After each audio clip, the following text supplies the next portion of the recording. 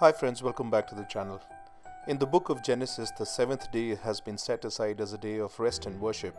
Not to be so in my case, as this Sunday I was overloaded with some work and I had to do some surgeries. And here I am presenting a case of a dense white cataract in which I performed a direct chop. So by now we have strained the anterior capsule with trypan blue and we are going to now put 2% HPMC into the anterior chamber.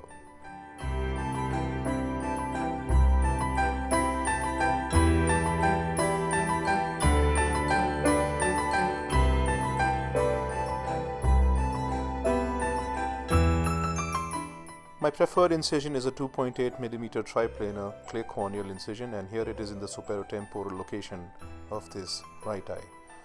I intend to perform a larger than normal capsulorhexis, keeping in mind that this is a dense white cataract, so I'm going to aim for a 5.75 to about 6mm diameter capsulorhexis.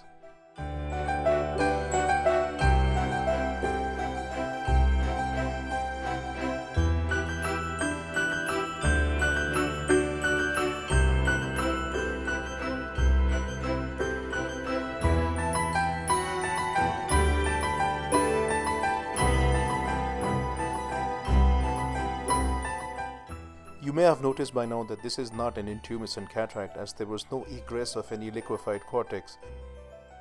But nevertheless, these sort of cataracts do rotate on their own without any hydrodissection.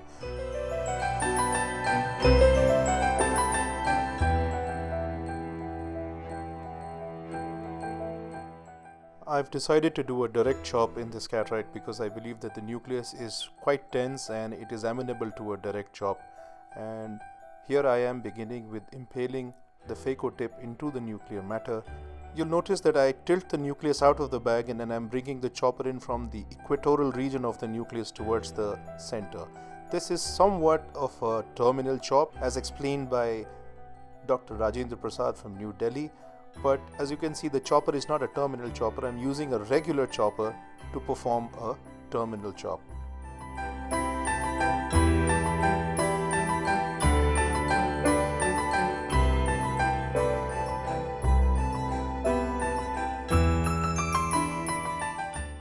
The rest of the chopping is performed in the conventional direct chop manner. Reference, I'm using the OERTLI CATARHEX Easy PHACO machine by OERTLI Switzerland, and the PHACO settings that I'm using are as such. In this particular instance, I have bumped up the PHACO power to 70%. My usual settings are at 50%, and it is pulsed at 38 Hz with a 60% cool time.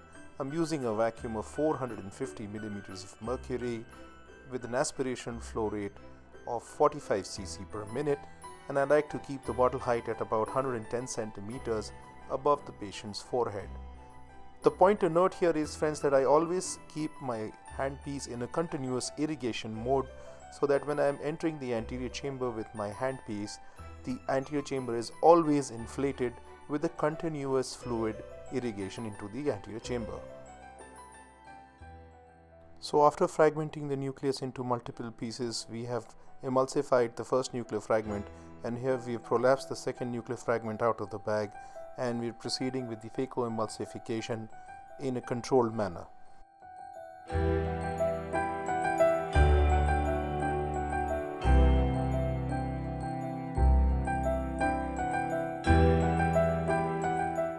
My Y instrument is continuously feeding the phaco tip with these nuclear fragments, and at the same time, being blunt in nature, it's protecting the posterior capsule from getting punctured. This cataract, being leathery in nature, is still got some posterior fibers that are attached to the adjacent fragments. So I'm going to use the Y as a scythe, and I'm going to smash the nuclear fragments from the posterior side to try and separate the fragments from one another.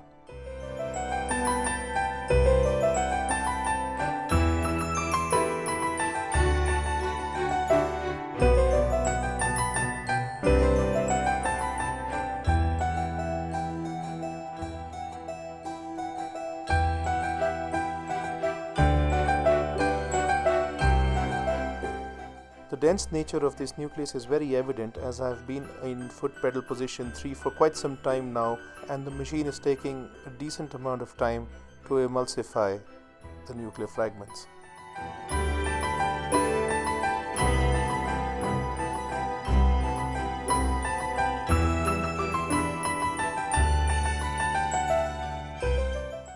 Dear friends, the use of a second instrument is very important in such cases. You cannot have an idle left hand. As you can see, I'm using this second instrument, the Y blunt dialer, to further microfragment these fragmented nuclear pieces so that they can be emulsified. During the emulsification of the last nucleus fragment, the Y is deep into the anterior chamber, into the capsular bag, and preventing the posterior capsule from trampolining upwards.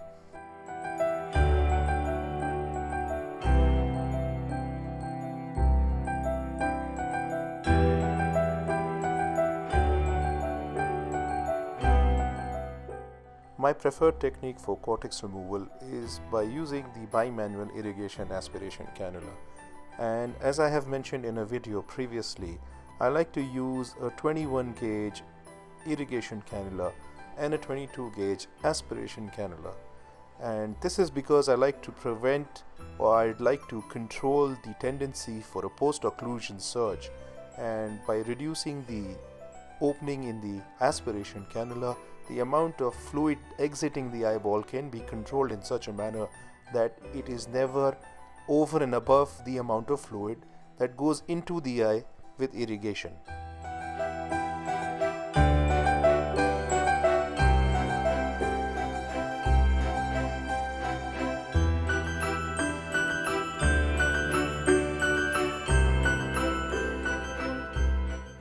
We are now doing a hydro-IOL implantation of a single piece acrylic hydrophilic IOL, and this is nudged into the capsular bag and positioned with the IA cannulae.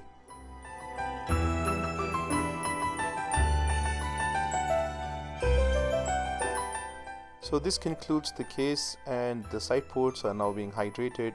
I hope you enjoyed this video entitled White Sabbath. If you enjoyed this video, please give it a like, and if you have any questions, I'll take them in the comment section below. Enjoy your Sunday, dear friends.